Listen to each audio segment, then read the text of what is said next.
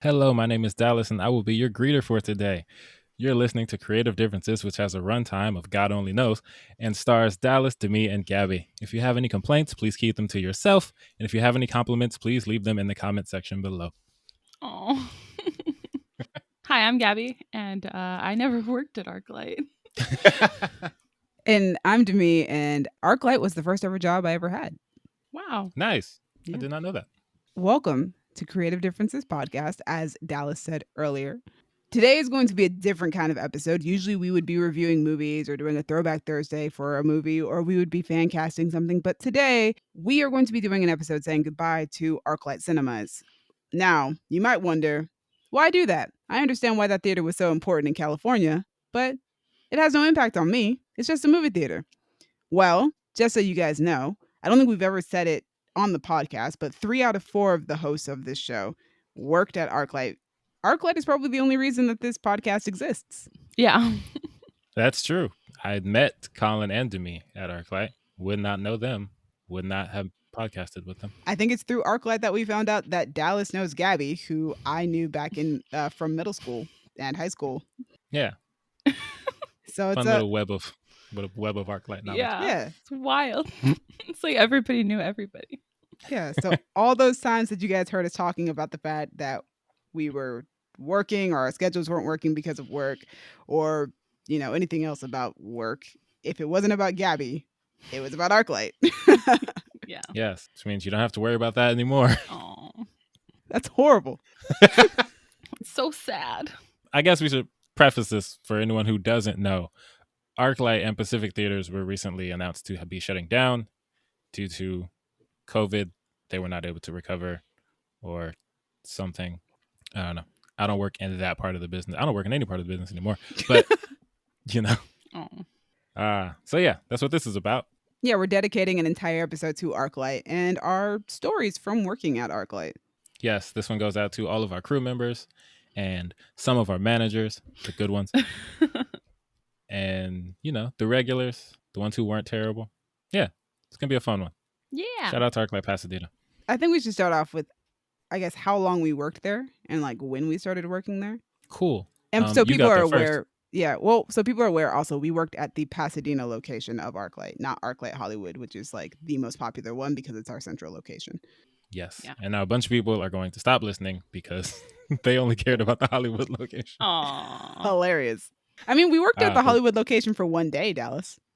That's true. We did a cool little event there. Yeah, You guys did? we did. Mhm. Yeah, Ooh. yeah. We'll talk. That's a story we can tell. Yeah. Dallas, how long did you work there? Because you worked there longer than I did, technically. Technically, yes. I got there I first, worked- but you worked there longer. Yes. You took a college break. I worked there for just under 5 years. I got hired when Age of Ultron came out, like that opening weekend, Oh, 2015. wow. And then I stopped working there when COVID hit and they were like, hey, no more movies, guys. Go home. Yeah. You were there Like, that I was- last day too, the day that we actually shut down. Yes. It was interesting because I had taken a few days off because of some family stuff that had happened in March. And then the day I came back, I was like, all right, I took my time. I'm coming back. The day I came back, I was working in box office. And the whole time we were just talking to each other in the lobby because it was empty. It was like a Monday. We were like, yo, you think we're going to shut down? I think we're going to shut down. What happens if you shut down? And then all the managers came downstairs. They're like, hey, guys, let's have a talk. We're like, oh, we shutting down. Yeah. And then we shut down. And you sent, I think you were at work and Gabby, Colin, and I were actually recording the Bloodshot episode when you Was sent Colin in that one? Yeah, I think he was. And I think you sent Okay. us a text saying, yo, you sent it to our, because we had a work group chat, which was just me, you, and Colin. Right. And you sent us a message in the middle of us recording that said, hey, ArcLight shutting down for COVID. Yeah. And that's how me and Colin found out, was while Yeah. recording this podcast. Holy. That's great. So I started working there. I want to say it was a couple weeks after my birthday, in a couple weeks before Big Hero 6 came out back in 2014. And I stopped working there summer of 2016 because I got into Cal State Monterey Bay, which is my alma mater. Go Otters. Is it Woo, Otters? go Otters. Yes, we are Otters. Woo. Yeah. I took 2 years off to finish my degree. I told myself I was never going back to ArcLight. And then I went, I think, almost a year without a job. I couldn't get a job. So Wow. I went back to ArcLight. A number of managers that I knew were still there. And I was like, hey, can I come back? And it was crazy because a lot of people had been telling me to come back anyway. Whenever I would come with you guys to go see a movie, they'd be like, yo, when you coming back? When you coming back? When you coming back? And I was like, I'm never coming back. And then I did. I talked to one of our managers and was like, hey, I really want to come back. I need a job. And she talked to the other managers and they were like, yeah, you can come back and re-interview, which if you've gotten a job at ArcLight, you know that an interview at ArcLight is a 5 to 6 hour process out of your day. And I was like, I can't believe they're making me redo this interview, but fine. This is so rude. I guess it was because it'd been 2 years since I worked there. So I came in, I did the interview, and I got rehired that day. And I was there from March 2019 until COVID hit. March 2020. Yeah, you were there for another year. I don't know exactly when Colin got there. It was after me. I thought Colin was there before you. No, you're No. right. It was after you. He came in December of 2015. I remember he came in for the holidays. He came in like or maybe November 2015. He came in right before The Force Awakens came out. Oh, what a terrible time to start working at a movie theater. Yeah, it is. And he worked there. I think he took time off for a second too. He quit for a bit and then came back. He did not have to re-interview. He didn't? I don't think he did. Petition though. People had to sign a petition to get Colin back, I heard. I made the petition. Oh, nice. But yes. That's funny. Okay, yeah, I don't remember if he did the interview thing. I just know. I don't think he did because I think I was jealous that he didn't have to re-interview, but I did. Ah, wow. Wild. He worked there. I actually recommended that he apply. Nice. I told him how the interview process went, and he was the only person in his hiring group to get hired. Nice. I was the only one in mind to get hired. I was never the only one in mind to get hired. I feel like you guys had bigger groups than I did, though. I had a very small hiring group, so mine wasn't super long, like the interview process. Oh. So I lucked out there. Nice. So yeah, we worked there for a while. Yes, we did. So long. So what's one of your favorite, or we can start off with like the hardest, tell me about like the hardest times. The Force Awakens. Yes. Freaking Force Awakens. That's what I want to hear about. The Force Awakens is easily the most difficult time I've ever had working at that theater. Even though it's a story that I brag about to other people because it's so crazy of what the amount of work that we did during that season. And one of our coworkers, shout out to Robert Steven, was like, which one was harder, Force Awakens or Endgame? And I was like, Force Awakens by far was way harder than Endgame. And he was like, but Endgame's the bigger movie and this, and that. I was like, no, Force Awakens was by far the hardest time I've ever had. It was ridiculous. But what was so hard about it specifically? Like, give me details. Well, I think me and you. So here's the thing: working at a movie theater, you work in different, or at least at ArcLight, we worked in different sections. I predominantly at that time was working auditoriums. I was working in booth, so I was doing a lot of projection work on top of also being in charge of cleaning the theater. Yes. Oh God. So people know. When Force Awakens came out, we were open for 24 hours for the entire weekend, basically. There were only 2 hours where our doors were locked, and that was between 4 a.m. and 6 a.m. And that was so that we had time to clean. Mm-hmm. Throughout that entire 24-hour period of that 72 hours, there was constantly a Star Wars movie playing. Yep. There was always a guest in the theater, no matter what time it was. And I think we were understaffed during that period, too. Yeah, that's what made it so much worse. We were really understaffed. We had to hire a third-party company to come in and help us do the cleaning of the theaters because we didn't have enough crew members to help us clean. Wow. Yep, shout out to ACS. They saved our lives.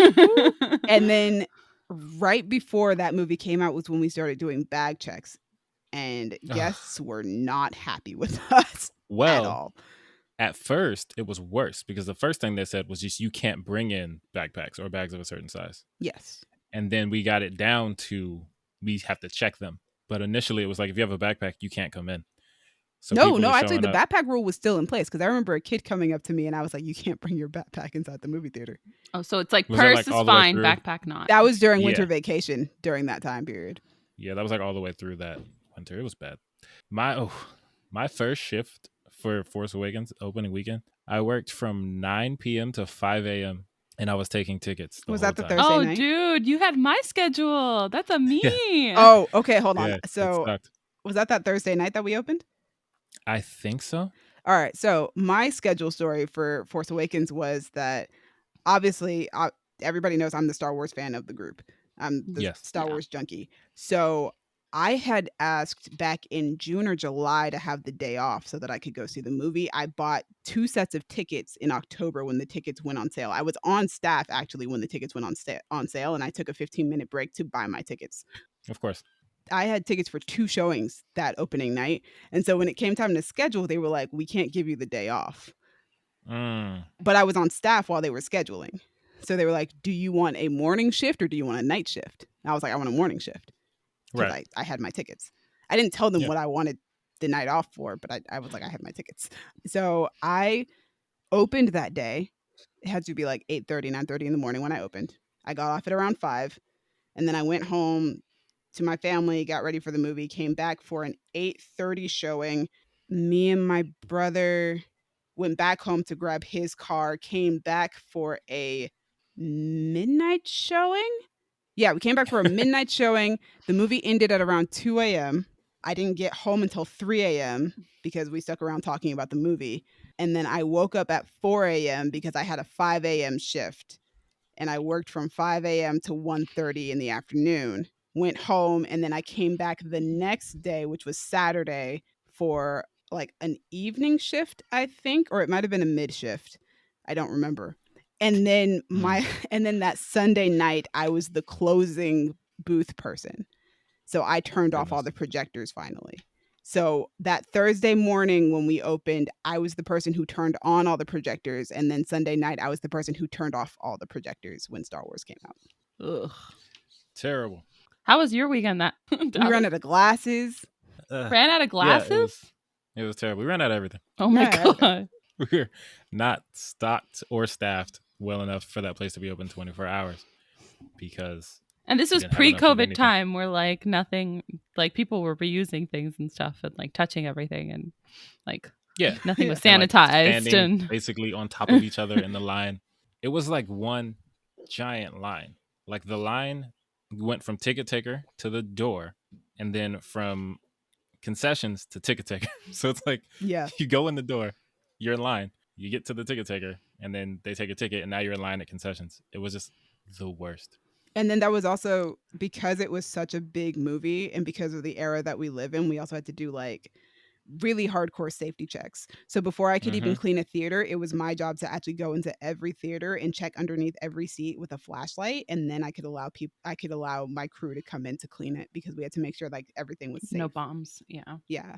It was a really hectic period of time. I was working almost nonstop. Like when February hit and I got more days off than I usually had been for the last 3 months, I think I actually started crying when I saw my schedule. That's how busy we were. Goodness Oh. gracious. Yeah, Did not have that that was problem rough. for Endgame at all. Yeah, in game we actually had a staff, and they were like, maybe we won't be open 24 hours because that's insane. And it probably wasn't as lucrative as they thought it was going to be. Maybe. I mean, not worth killing all their employees. It's true. Or like not willing or cuz you Mm. guys weren't full time, right? And like also they probably didn't want to pay overtime. So then the Oh, I got scheduling paid gym. so much overtime during Oh, Force you did? Awakens. Oh, Oh, we all did. Like nice. they didn't have enough people to not give us overtime. Oh, nice.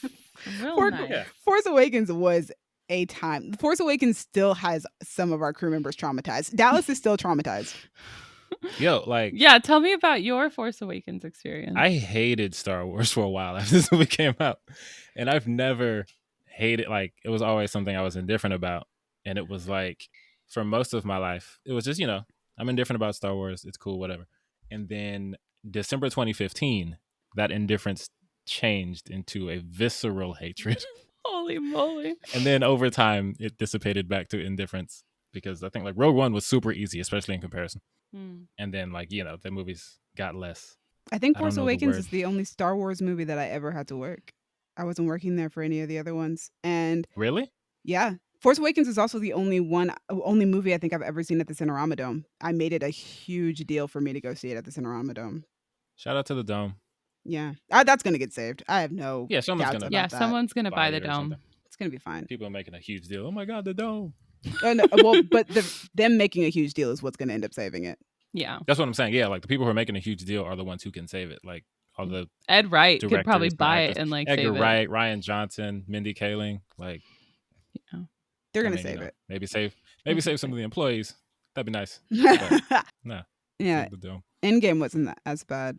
Endgame was cool. The only thing about was- Endgame was that I was afraid I was going to get spoiled because I worked that Thursday night that it came out. I refused to walk into a theater until the credits were over.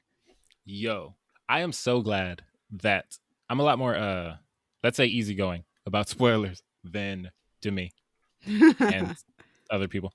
But I'm sure I've told the story on this podcast at least once or twice. You have no, I But- don't think it was this podcast. I think it was our old podcast. Maybe. So Endgame is happening, and I'm working it because of course I am.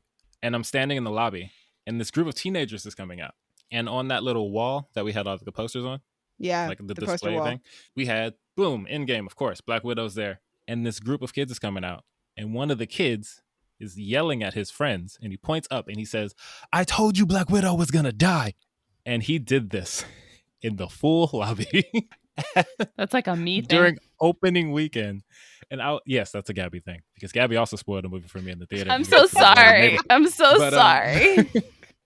But I'm just looking, and it's like spoilers don't make me mad, but I was just confused. I was concerned because I was like, somebody in this theater is gonna hurt this boy.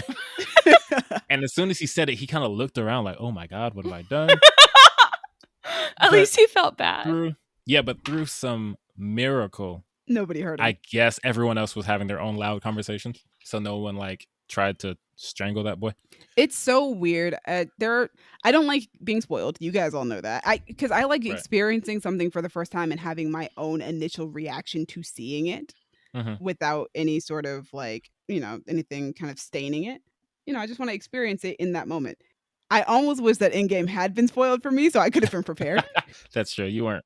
My friend saw it Thursday night, and when I saw it Friday afternoon and I texted her afterwards, she was like, "I wanted to tell you so bad." Yeah, you weren't gonna be ready for that. I was not prepared. But yeah, people don't talk about the craziness of working at a movie theater, and I don't think most people understand like the hours that also go into working a movie theater, because I've talked about closing a movie theater before, and people are like, Mhm. "You've stayed there until like my regular closing hour if I was doing booth was I was not leaving until 2:30 in the morning." Yeah, And people that's are a like, lot. "You're staying there until then?" And I'm like, "Well, yeah, I have to wait until everybody leaves the theater. I'm the one who has to turn off the projectors at night, so I can't leave until everybody's already watched their movie." Yeah, people would like for the whole time I was there. People, how come you don't want to do projection? And it's like there's so many reasons I don't want to do projection. I don't blame you. I didn't I'm want to not- do it either, and I got thrown in. Yeah, they were trying to like rope me into that a bunch of times. Shout out to Mikey. Mikey is one of the best managers ever. He pretty much kept people off my back when I didn't want to do something. But man, even he was asking me like, you sure you don't want to do projection? I was like, Mikey, I'm not trying to leave this place at 2:30 every night. Oh, Mikey was the best. I Yeah, met and him. Mikey. it was because Mikey was in charge of booth, so like he Yeah, wanted He wanted the me on his team. best of the best to be on the booth team, because and the thing was booth wasn't difficult. It was just you needed to have discipline, and if you didn't have discipline, you couldn't be a projectionist. But then also, my trouble with booth is that if you have discipline and someone else doesn't, and something bad happens, but It's it on happens you. during your shift, Yeah, it's on then you. you get in trouble. Like I saw situations where like the managers didn't do their due diligence, and then one of my friends who was working booth during an event got in trouble for something that the manager should have known about before. But it's like who was working booth during the time? It was name redacted. And then they were like, "Oh, well, now you're on a final warning." It's like, bro, come on, this was not his fault. Yeah, I it was like, was that's not gonna happen to me. it was on us to do our due diligence, to make sure all notes were passed on to the next person who was coming in. And even if you saw it in the notes, or even if it wasn't in the notes, you needed to be when you came in for the day, you needed to make sure that you checked everything to make sure everything was still going to be going smoothly for the night. And also, there was how would you describe the doll that was inexplicably up in I'm gonna booth? tell you right now, I don't think I ever saw that doll, and that doll never needed to come up while I was around. Like I think maybe I saw it in passing, but it was not in booth. And whoever Ah. created that tradition, no. Yes, Gabby. There was a doll, kind of looked like a An creepy Annabelle little doll. Annabelle doll from the Oh, movie. hell no. Mm-mm. And they would Absolutely like not. put it in projection, No. but then move it around random places. No, I don't like you'd be in that. booth at like 1 a.m. I don't need that evil in move front a of me. chair, Absolutely and not. there's the doll. No, that sounds cursed AF. Oh yeah, it was. Somebody else in booth was telling me about that because that was the thing that they did after I left. And then when I Yeah. came back, it was something that I guess they would do occasionally, but it wasn't like a big thing. And I was like, I'm telling you now, if I ever see this doll while I'm on my shift, I'm throwing it away. You will not be doing That's this fair. anymore. Like that'll Yeah. be the end of it. That was great. Oh God. So what else was some great traditions that you guys came across like at ArcLight? Like there was the doll. I heard Outside there's of like a spilling ghost. tea in the back of concessions. Yeah, or like the doll or like the ghost in Yeah. cinemas. I want to hear about all that stuff. Theater 6 is haunted. House And six. it's Or House funny 6. because depending on who you're saying that to, you get a very different reaction. And as someone who worked there for about 5 years, I was often the person that people would go to for like, hey, can you tell me about this thing? And it's like, yes, I can, because I've been here forever. So they're like, hey, yo, what's up with the House 6? And my go-to response, oh, it's haunted. Yeah, You have to be that's careful it. about that stuff, because sometimes when you say it's haunted, people take that to heart. I had, I think, at least one or two coworkers, I love them both, who would not clean House 6 alone I don't blame them. Aw. because of the reputation. They were like, yo, I'm not going in. I was like, I would be doing a different job. And like, she'd come up to me like, hey, can you help me with Porter? And I'm like, yeah, what's up? Could you do House 6? And I was like, do you need help or you just don't want to be in that one? She was like, I don't want to do that one. It's like, yeah, I got you. Now, here's the thing. There is no actual proof that House 6 is haunted. It's literally just something that we would say because it was all the way in the back corner of the theater. Mhm. And typically it was the one that had the most light issues. Like half the theater would probably be dark, depending on if, the lights were still working. And it was just quiet. It was, for some reason, it just felt quieter than the rest of the theaters. I know this because I've cleaned House 6 more times than I can possibly count. Like, House 6 just hit a little different than the rest of the theaters. Same thing with House 10. But House 6 a little more so than all the rest of them for some weird reason. It was colder in there too, actually. No, that was the ghost. It was definitely the ghost. It's interesting. Houses 10, 11, and 12. That's what I refer to in my head as death row, because What? houses 10, 11, and 12 are the smallest in the theater, That's true. in the building. And that's basically where movies go to die. Like, Oh, if a yeah. movie has been out for a while and nobody's buying tickets anymore, they're like, throw it in 10, 11, 12. There's like 80 seats, blah, blah, blah, which also means it's typically empty. Yep. So when you're cleaning after like Insidious or something, you just hear that creepy music and you're in there by yourself because nobody was watching that. So it's just like, whoo, it is creepy in here. Also, coincidentally, that's probably the theater that most often had people trying to have sex in it. That is also, Oh, that is God. also very true. It's usually the one where you find somebody sleeping at the end of the night as well.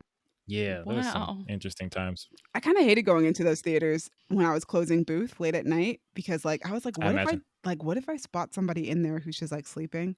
Yeah, Those were situations I just never wanted to deal with, to be honest. Yeah, me either. they require a lot of aggression, and I'm very of the passive kind. Well, you're not allowed to touch guests either. Yeah, Oh. So you just gotta have to be yell at 'em. loud. Oh, wow. It was funny. There was one couple in House 10 having a fun time, let's say, in the middle of the afternoon, which was wild. No, that's when They that But, had nowhere else to so, go. like- They were desperate. It was funny. I was cleaning. It was one of my afternoon cleaning shifts. And like I turned the corner and I'm like, oh. So I was like, how do I approach this? So I go down the little ramp to where the trash can is, and I just kind of shake it like you're scaring a raccoon away.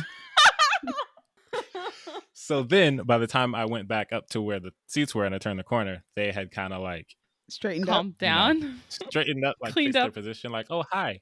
And then whenever there's someone in the theater before you get there to clean it, you're like, hey, are you guys here for the last show or are you coming for the next one? I have to clean real quick. And it's just like, I don't want to have this conversation with you. So it's just like, are you guys here for the next movie? And they're like, yeah. I was like, all right, well, I'm just gonna sweep. Just don't move. Don't make any sudden moves. But yeah, it was Oh, goodness. interesting. It's something you don't think about, and yet here we are. It I happens mean, it's so much. something people think about. They just don't think about the employee who now has to deal with the situation on the other Yeah, end. that's true. It's hilarious. What about because we live in Pasadena, there's a lot of celebs. What was like your favorite celeb encounter? Have we covered that on our podcast yet? I've had a few. I don't think we have. There are. To me, go ahead and start while I think of some. Leona Lewis came in one time. I remember her and her boyfriend. Ooh. And it was so funny because all the girls were like, yo, we want her boyfriend. And all the guys were like, yo, we want Leona Lewis. Because her boyfriend was a real Chris Hemsworth looking type of dude with long blonde hair and muscular and stuff like that. I was working on concessions that day. I think Terry Crews came to my line the first day I ever worked concessions. Oh, wow. Whoa, that's a great start. Yeah. I've seen Ashley Tisdale at our theater before, and I absolutely insisted that I exit greet her house because I'm a huge Ashley Tisdale fan. Nice. Was she in a Sweet Life? Yes. That's funny because Mr. Mosby was always in there. He was What? Phil Lewis goes to our theater Oh a yeah, lot. he lives in Yeah. Pasadena. Yeah. Wentworth Which is Miller funny. used to come in a lot. I think I saw him once. I saw him a couple of times. He used to come in on weekdays when it was really slow, and he would come like not disguised, but just real low key. And Mhm. he had a membership with us. Like he was a Founder Circle member. Oh my god. Oh, nice. And, He he came be a in there. lot.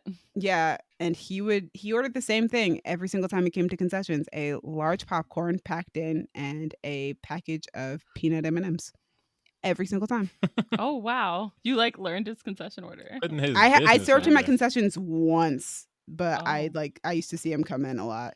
Anybody who is a Disney Channel fan, AJ Troth came in with his now ex-wife, Leah Pipes, and Leah Pipes was in Pixel Perfect, which was on Disney Channel.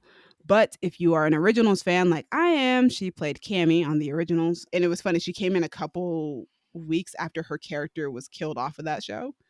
And so I exit greeted their house, and as she was walking by, I was like, "Hey, I was a huge fan of your character Cammy on the Originals." And she was like, "Oh, thank you." Aw. So she was really nice. I think she's from Pasadena, actually. Oh. Dope. Dallas, you met Taika Waititi in the I elevator. did. Shout out to Mikey because Mikey was the only reason that happened because I was doing the events. Demi and I were the event team Yeah. for a while. What and does that then, mean? When they would do like private screenings, a theater rental, research screening, stuff like that, they would rent the theater out, and somebody has to be like the We were their liaison for the liaisons. client. Yeah. After a while, it was like 9 times out of 10 it was going to be me. And then there was one. I think it was for Jojo Rabbit at the time. Oh, dope. Yeah, and they were like, "Oh, we have talent. We need to sneak them in the back, whatever." So, there was a whole Underground Railroad thing we would do to sneak celebrities in through the back doors. I have my own story So, about that. Yeah. yeah. So, they would never tell you who Who? it was, and you weren't supposed to ask. Mikey was like, "Hey, just have the elevator down here ready. Our notoriously unreliable elevator." And I was like, I'll do my best. So I'm keeping the elevator down there. And Mikey's bringing dude in. He's like coming around. It's like, "Oh yeah, the elevator's right here." And it's Taika Waititi. I was like, "Oh my God, it's Taika Waititi." So I'm like holding the elevator and then, staying in my place like a good soldier. Yeah. And then Mikey's like, "Come on." I was like, so then I jump in the elevator. And Mikey's like, "Oh, this is Dallas. He's our event coordinator, blah, blah, blah, blah." And then Taika was like, "Oh, I'm Taika. Nice to meet you." I was like, "Bro, I know who you are." And I That's shook so his hand. I exciting. was like, "Nice to meet you too." So you got to use It was an very elevator? friendly. You got to use an elevator? It was weird. We used the elevator in the lobby that day. And it's like you're walking through the lobby to get to the elevator. This isn't very much. What? I don't know why they didn't use the The door stairway. we would normally use upstairs. Yeah. I don't know. Maybe it was like something with their team. They came in through that like where you get the whales. I don't know.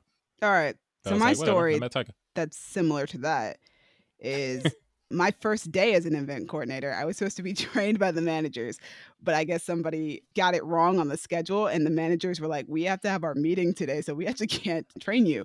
But somebody who did do events was coming in an hour after me, so he was going to train me once he came in.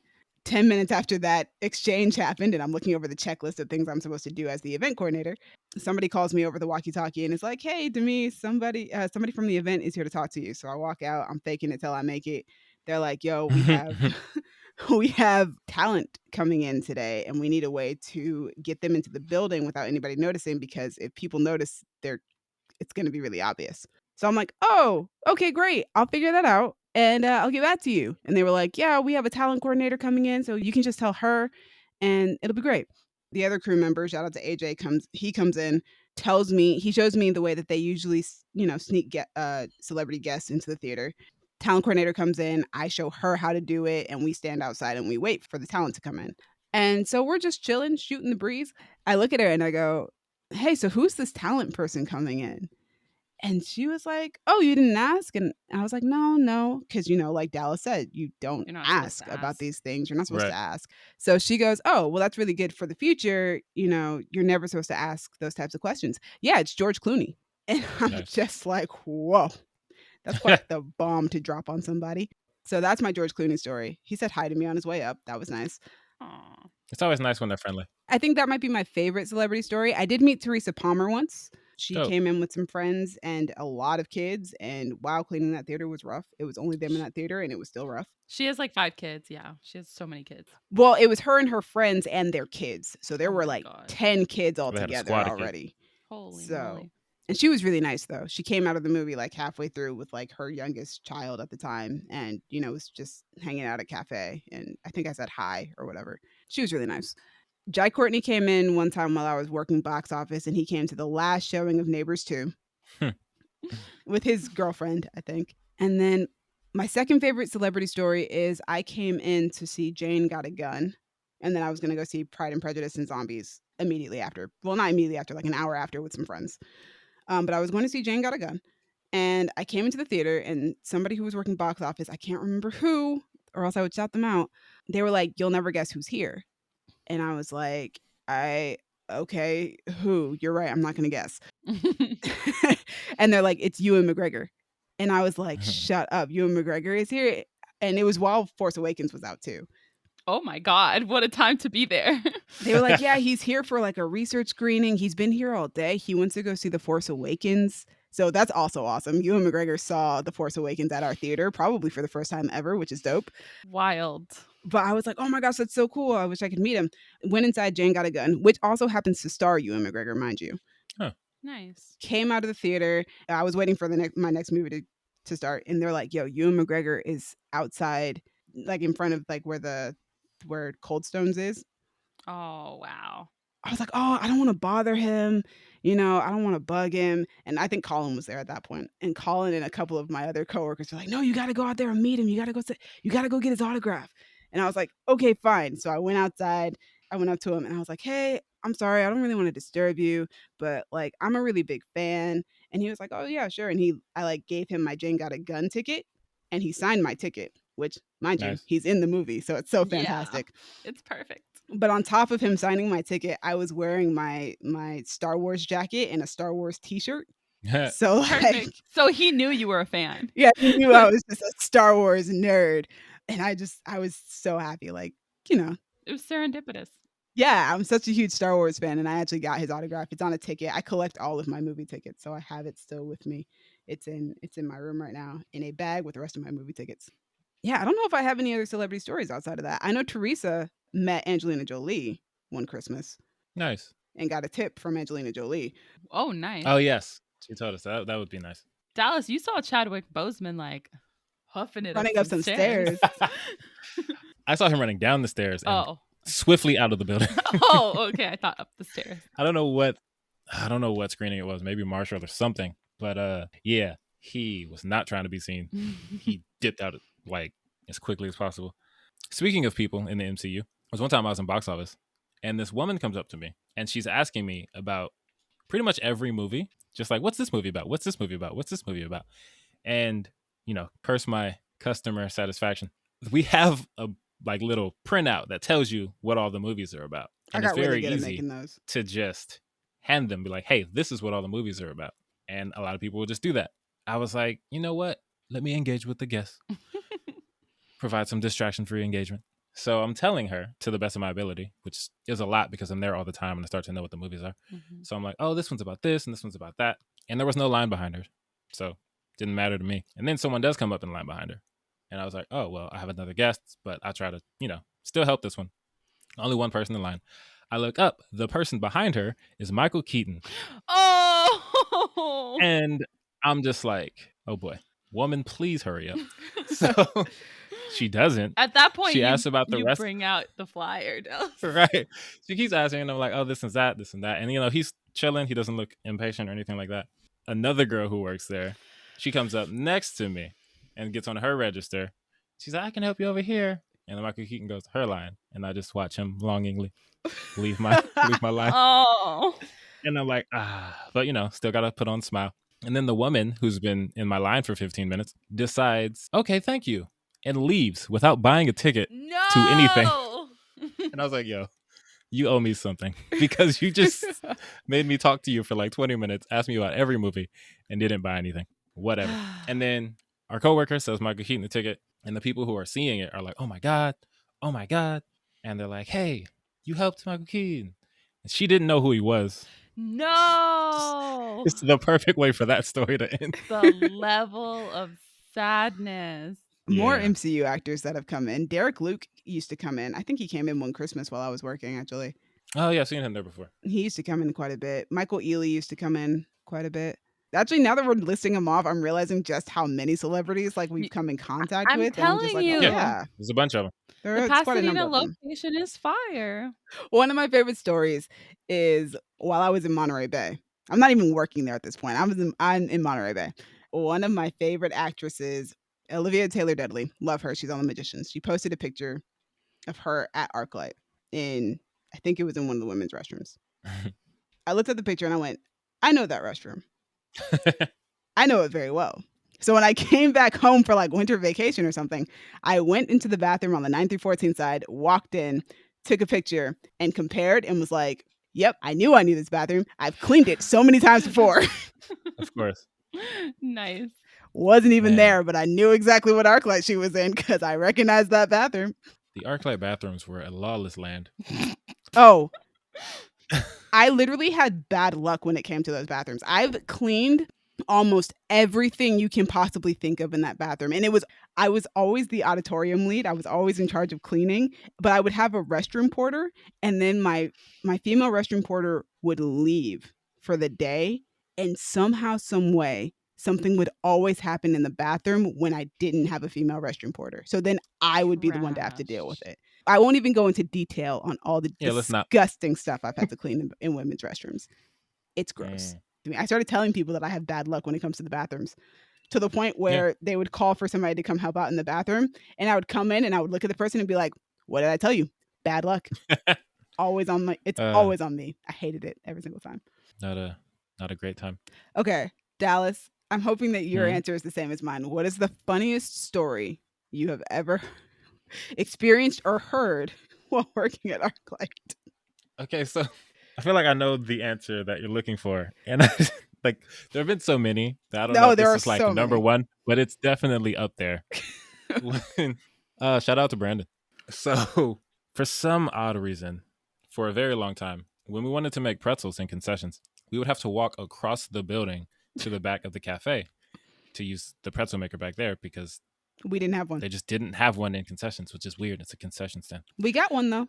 Yeah, eventually that got fixed because common sense. But our friend Brandon, shout out to Brandon, he's great, was doing what you do. You walk over to a cafe, go to the back, make the pretzels, walk them back. And we're talking like a large size pretzel. It's a breaded pretzel. Yeah, like a sheet tray. Yeah, like boom, boom, boom. And he's making his way back through the lobby, which you do. You just walk in safely. Don't have your guard up because why would you? It's just pretzels. And some woman goes up to him, says, "Ooh, free samples," snatches one out of the bucket, bites it, and this leaves. And it's like, yo, lady, there is no way you actually believed these were free samples. This ain't Costco. This is a movie theater. And like the audacity to just take the pretzel, bite it, and walk out like, it was what? Oh, yo, man. Brandon told me that story and I cried laughing. And then whenever I would relay that story to other people to hear, I actually couldn't get through the story because I was laughing so hard. It was so difficult to tell because I would laugh. Oh my gosh. It was ridiculous. Goodness. Working at ArcLight also is the reason why I got so interested in predicting box office numbers and got so into box office numbers. Because me and Greg, Bailey, Dion, Greg. Shout out to Greg. Greg. Greg and I used to make bets. Not actual bets, but we would, we would predict it. Like when Gods of Egypt came out, I think he said that it was going to make 25. And I said, it's not making more than 15. and it came out, and I think it made 11.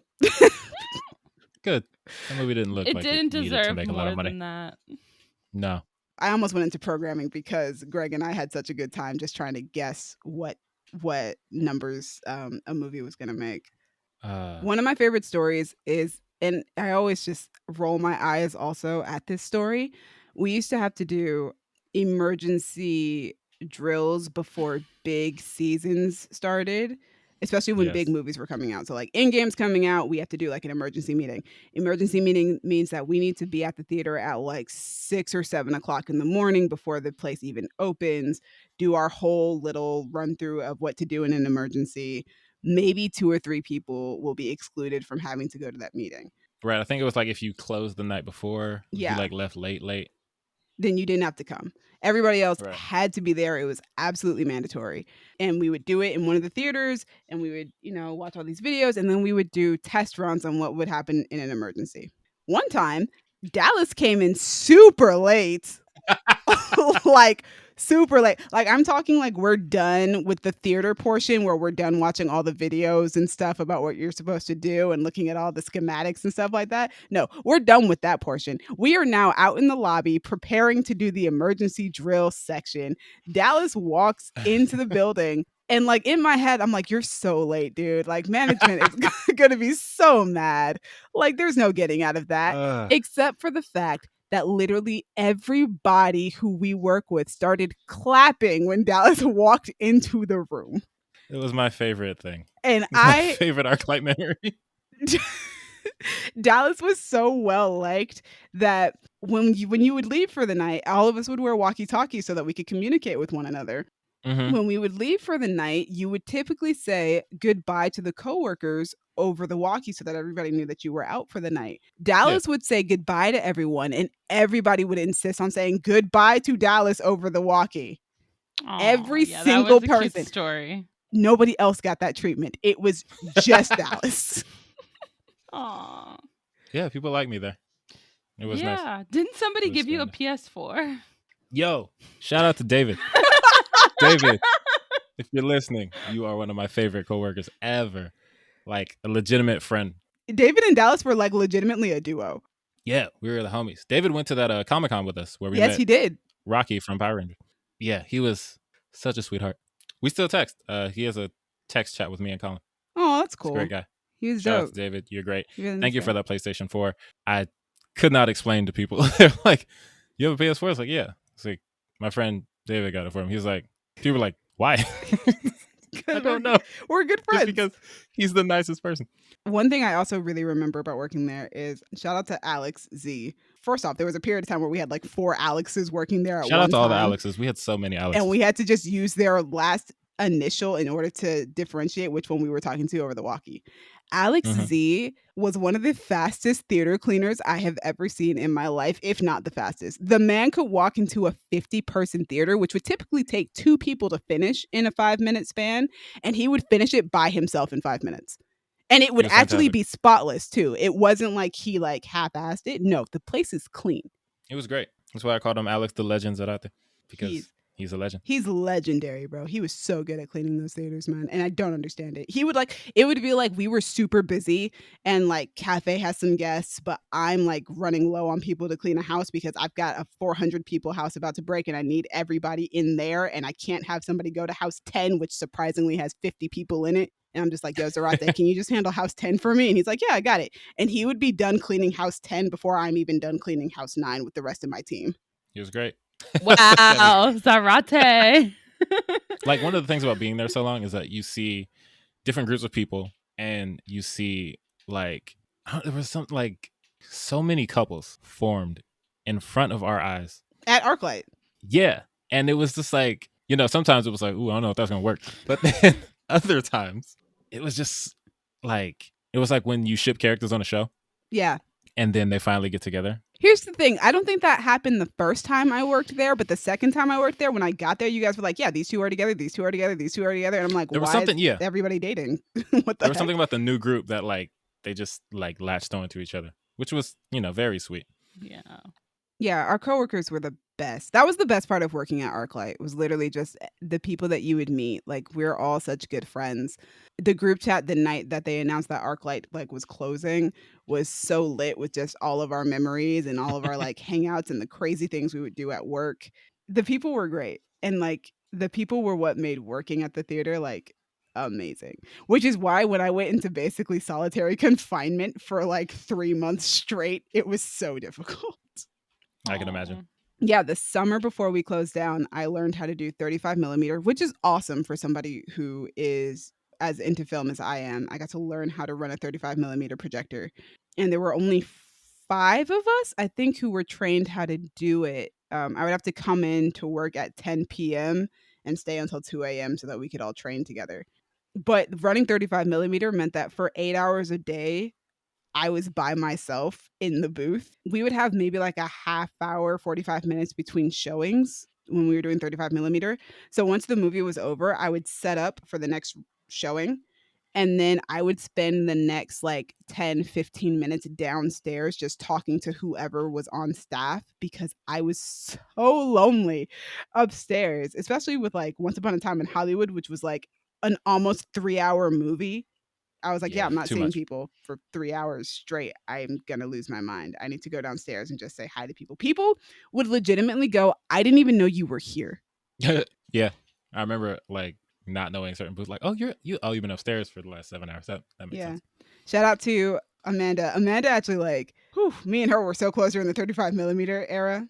I love Amanda, Amanda. She's so sweet. Damien, Haley, oh my goodness, like all of us, we were like the 35 millimeter crew. Like there were only a few of us who could do what we did. And it was so fantastic. It was so cool. It was wild. Yeah, Yeah. we've had some amazing people. Dallas, why did you apply to work at ArcLight? Because I was broke. Yes, I lived in Pasadena. The theater is in Pasadena. I was like, yo, free movies sounds pretty cool. And then That's a good point. I decided, let's try it. And it worked. Shout out to Esme and Mariana for hiring me. And then I was there for 5 years. Boom. Like I said, it was a few weeks after my birthday, and I think I had just graduated from community college with my degree, like a few months earlier. And I was like, okay, I should probably get a job.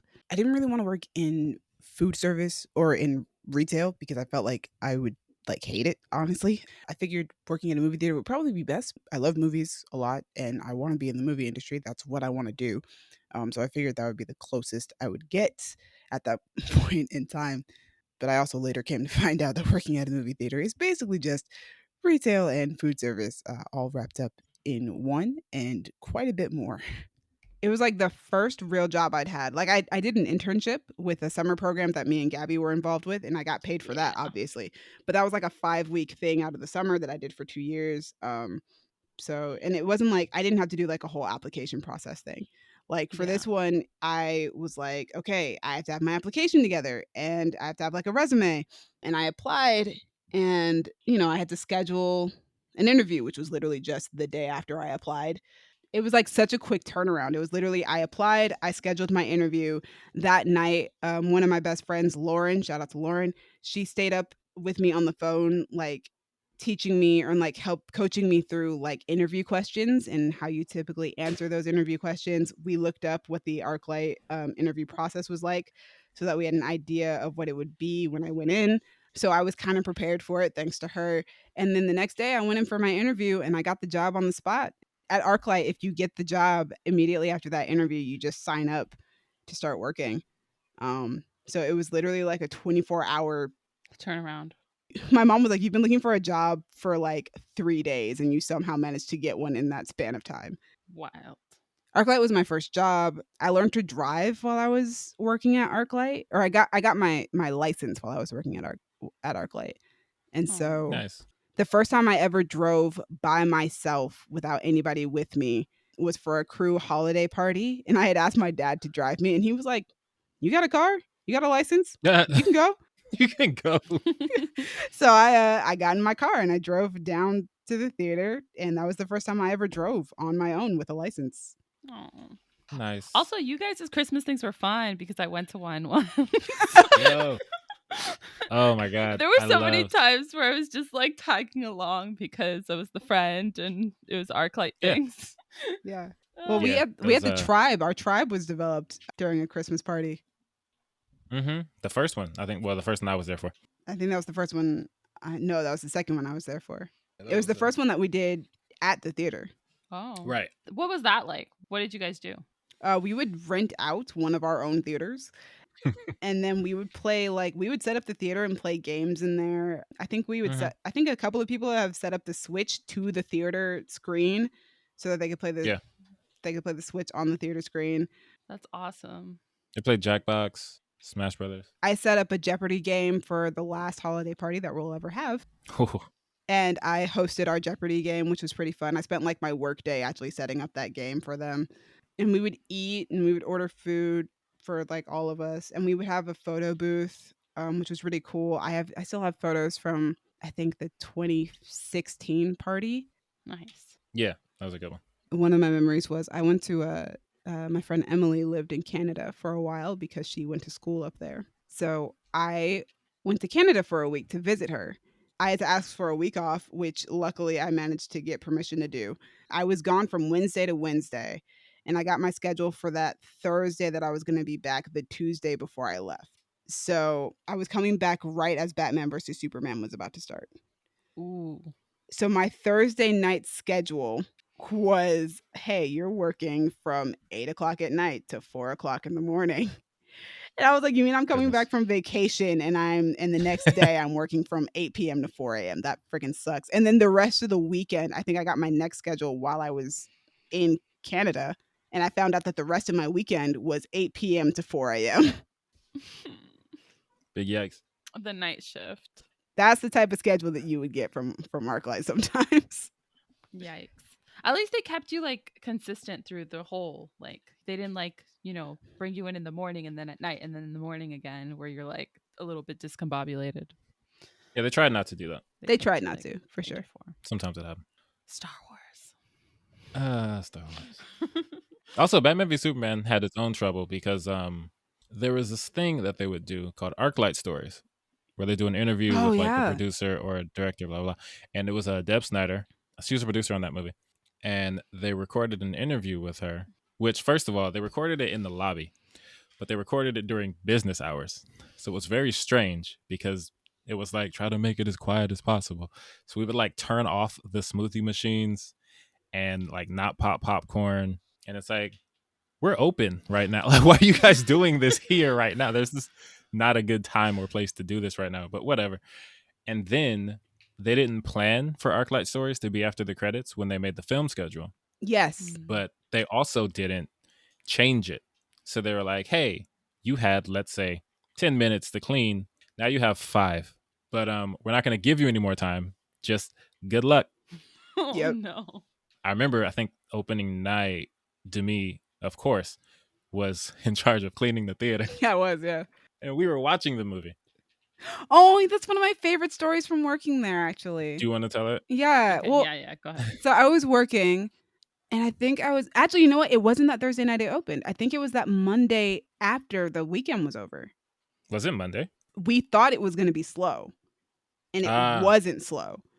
Like, it was a Monday night, and like everything else was slow except for Batman v Superman, which had like 100 people in it. But I was the only Of one course. scheduled to clean. Yeah. And so, Oh no. and because we didn't anticipate it, like it was just unprecedented. It's a Monday. Yeah. Nobody comes in on Monday. Yeah. And it was in honestly. March. Oh. I went in to clean this theater and I was freaking out because I was like, I don't know how I'm going to clean this theater by myself in the amount of time that I have. I have another house that I'm going to have to clean after I'm done with this. It was like a row of ArcLight people towards the top of the theater. I think that they saw that I was the only person cleaning. So they all started, the credits started, and they all started cleaning up like all of the big trash that we would have in the theater. Like they were grabbing like the popcorn tubs and stuff like that and putting it on the side of the theater, which was like our method of cleaning. And they like basically helped me clean the theater off duty without, I guess I can tell that story now because Yeah. place is What are they closed. gonna do? Yeah. So they basically helped me clean the theater in the amount of time that I was supposed to get it clean. And they weren't working. They weren't on the clock. They just did it because they were awesome. Like I said, like solidarity. but also like, yeah, like I said, these were like working with these people was awesome. And I think it's the same thing. Like being cleanly in a movie theater became like one of my things after I started working there. Like if I took my little Yeah. brother to the theater, I was making sure that he was perfectly clean throughout the entire thing. I would throw away my trash. Like I couldn't stand. I wouldn't be able to like be a coworker who comes into my job and then makes a mess, even though I know how hard it is to clean up the mess after it's all done. Right. Like I won't go to another theater and leave a mess there because it's like I know what it's like to do Yeah. this. Like, and it's very easy to take your trash with you. There Yeah. are like a dozen trash cans that you'll walk past, just based on ArcLight's design alone. Like from the time you walk in, get your stuff, watch your movie, and walk out, you've passed a bunch of trash cans. Take your trash out, bro. You've passed at least 3 by the time you get to the lobby. Exactly. Like Deadpool says, don't leave your garbage lying around. It's a total dick move. But And those were like the cleanest theaters you guys had, right? Deadpool yeah, was the best cleanest end credit theaters. scene ever. It For a blockbuster movie, Deadpool was the cleanest one that we ever had to clean. was beautiful. Thank you, Ryan Reynolds. We would like to thank you for that. Yes. Oh. Yeah, One day no. friend of the show, hopefully. You know what? We talked Yeah. about the fact that we worked at Hollywood one day and we never actually brought that Oh back yeah, up. let's talk about that. Tell us about it. Yeah, like you said, me and you were the event people for a while there. Mm-hmm. And Yeah. Hollywood was retraining all of the event people so that we were all on the same page as to how to run an event. And it was across all circuits of ArcLight. Every theater had to send in a person. If you were in California and you would, like, I would assume. Right. Because we did have theaters in other places. So me and Dallas were both scheduled. And I think that was Dallas's. Was that your first event? Yeah, I hadn't like this was how I became part of the event team. They're like, "Oh, we're gonna send you to Hollywood for training," and I was like, "Okay." Yeah. So Dallas got sent with me. We were the only 2 people from Pasadena at Hollywood, and we ran. There were like 3 or 4 events going at Hollywood that day because Hollywood is just so big.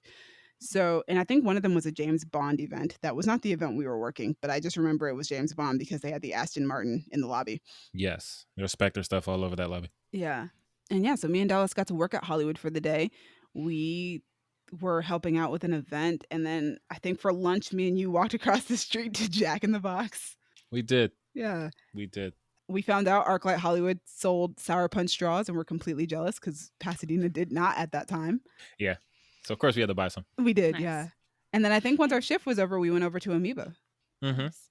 What about, so did you guys already tell your favorite days at work ever? Or I don't know if there's like a favorite day. I don't either. Like It was just kind of, the crew parties were always the best. yeah. You know, we weren't working. Also, the day that I got a standing ovation for coming in Oh my super late God. to the drill was always super nice. Especially because a manager who will remain nameless, who sucked, was our manager at the time. And from what I gather, she was like about to, you know, talk to the group when I came in. She was. So She totally so was. it was like so it's talk like- to the group, like give you guys a talking to? Or no, just like, you know, oh. do the next part of the drill. And it's like, hey, manager that no one likes, shut up, Dallas is here. You know Great. what? Okay. So actually, I think it might be my best day at work. The only reason I was able to go off to Monterey Bay to finish off university was because I got a $10,000 scholarship. And the reason why I Oh, got yeah. that $10,000 scholarship was from working at ArcLight. Oh. The National Theater Owners Association, something, I don't remember. Sorry. I remember that National Association of Theater Owners. That's what it is Yes. because their acronym is NATO of Yes. California and Nevada. They have a scholarship program that they do every year. It's a $10,000 scholarship. And it was really well known that not a lot of people apply for it. I had already applied to colleges and I was like, yo, I need money so I can go to university. I think there was a week left to apply. And I think within that week, I wrote my 2 essays. I got my 3 recommendations. I think I got 1 more manager recommendation than I was supposed to. And then I got like 2 teacher recommendations and I sent it in. And then the next part of it was they were like, hey, we have to do like a phone interview with you. And I was like, okay, that's cool. And they were like, yeah, we're going to do it with you tomorrow, which was a day where I had to work. So I went to my manager after I'd opened and I was like, hey, I am going to have to take a phone call because the scholarship people are going to call me for a phone interview. And she was like, yeah, that's fine. That's fine. Just let me know. And I was like, okay, cool. So I got on the phone with them and, you know, it was cool. It was fine. It was whatever. But obviously I'm like anxious and like really nervous because $10,000 scholarship. Of course I want a $10,000 scholarship. Mm-hmm. So I think my best day at work might have been, they were like, we're going to send out an email tomorrow as to whether or not you get the scholarship. So I was in the Mimo room, which Dallas knows what that is. That's our money room. Mm-hmm. Yeah, It's we where had a it's Mimo too yeah, at Costco. it's where we would get our money every day to do box office concessions, whatever you're doing that requires money. And I pulled out my phone and I checked my email and I'd gotten an email from them and it said that I had gotten the scholarship. And I remember that I think I just started crying right then and there. Somebody, I don't remember which crew member it was, but one of the crew members came in and they were like, "Hey, what's up?" And I was like, "I got the scholarship. I got the scholarship." And they were like, "Oh, so congratulations. Oh my gosh." Like, our crew was actually very, very supportive inside of work and outside of work as well. Yeah. But yeah, I got my $10,000 scholarship through ArcLight and at ArcLight for that matter. So, Hey. I think we used to talk a lot of smack about ArcLight, but a lot of really life-changing things happened for me while I was working there. Yeah. It was it's funny, I actually liked it. Like people complained a lot, especially Colin. I did too. But I liked working there. It wasn't horrible. It had horrible moments for sure, yeah. like every job. Like there are things that like I see the complaints. I had a good time for the most part because everyone that we worked with for the most part was pretty great. Most people love me, which is also a nice bonus. Yeah. But Standing yeah, ovation. it's just it's not the same for everybody, but it was pretty good for me. Otherwise, I wouldn't have stayed there for so long. Yeah, same with me. I wouldn't have come back if I had absolutely hated being there, I would never have gone back. But I did. And yeah, I had a lot of great things happen. More great things happened to me at ArcLight than bad things did, which is why I was so sad to see that it was closing because even though Yeah. here's the thing, I was planning on quitting as soon as I got back because as you two know, I haven't mentioned it on Yeah. the podcast yet, but I've started actually working in television, which is, I've gotten my foot in the door in the industry that I want to be in. Yeah. Which is lovely. Yeah, I'm currently working on the second television production that I've ever worked on. Yeah. ArcLight was still I didn't want to see it closed. It was still Yeah. a cool Yeah. place to work and I loved getting to go watch free movies there. Those free movies are a lot of the reason why you guys have the number of movie reviews that you guys have. Yeah. Oh yeah. Yep. Yeah. Even movies that like we were like semi interested in, like, well, it's a free ticket, so we can go. Mm-hmm. Yeah. Exactly. Yeah. It was a free ticket for me too. I didn't work there, but I knew you guys. That's Yes. yeah. Gabby would come with us to see movies. That was how Gabby got in. One time, Yes. did I tell you? So you guys were gonna go see Black Panther for like the third or fourth time, and I was at work, and I asked if I could leave work early so I could make the movie Nice. to come with you guys. I was like, please, please, please, can I go? And they were like, go. I definitely was not working there So then. I made like the 9 yeah. o'clock movie with you guys. Yeah, Nice. it was great. Yeah. But yeah, ArcLight. Well, yeah, there's literally we would need multiple episodes to discuss like a lot of the things that we did at ArcLight. I mean, we worked there for 3 to 5 years, both of us. Yeah. Each of us Mhm. worked there about 3 to 5 years. So there's a Yeah. lot of storytelling to go there. There's a lot of crazy stories. I've seen people fall asleep in supply closets. Like it's there's a Oh, lot of goodness. stuff. Shout out to our coworkers, to our crew. This episode I would say is dedicated to you guys more so than anything. Oh, definitely. Yeah. Yeah, because if they weren't great, I wouldn't feel the need to make an episode about working there. Just be a job. Yeah. Yeah. Shout out to Mikey. I love you, Mikey. Shout out to Mikey. Shout out to Greg. So like, I was gonna go off this list that's like our group chat, but I feel like that's still not enough people, and I would feel too bad about leaving a bunch of people off. No, go for it. I mean, obviously, guys, we're gonna miss a few names because there's a lot of you guys. Yes. Just put your names in the comment like, hey bro, you missed me. We need more fan engagement. Absolutely, guys. Absolutely. Let Oh, us know. I do want to say one great moment I had at ArcLight was we used to have a YouTube channel and somebody at ArcLight I don't know if he was being serious or playing around, but it made me feel special. He was like, "Oh my god, it's you guys," and he was like, "Oh my god, you're Gabby," and I was like, "Wow, is this what it's like?" Yes. I couldn't tell if he was being serious, but I was like, I still like this feeling. He was so excited. That happened at the lobby at the ArcLight. Yeah. So hopefully we get famous enough that can happen other places too. Yeah. Rapid fire shout out list. Shout out to Alcatraz, Amanda, Bailey, aka Salty Bailey. We love you, Bailey. Brittany, Brian, Zach, all of the Chris's. There are like 4 Chris's. Cindy, Colin. You guys know Colin. Damien, all the Daniels and Dannies. We had a bunch of those too. Elise, all the Erics, Fabian, aka Fabi Baby, Aw. aka Butter Daddy. What? Don't ask. Don't ask. Frida, Haley, aka Hot Donna, Helena, Julian, Leanne, Marcellus, Patrick, aka Babyface Pat, Robert, aka Bobbert, Sabrina, Sean, Priscilla, aka P Killer, Teresa, Joseph. I think I said all the Erics already. Oh, Teresa. Yeah, she was I love her. the ArcLight mom. Andrea, Sydney, Christine, Adam, Lucas. Oh my God, Lucas. Lucas, I love you. Abigail, Naomi, Michelle, Oscar. Everyone else, I don't have your names readily available on Facebook or Instagram. I'm going to shout out our old school crew from when we first started working there.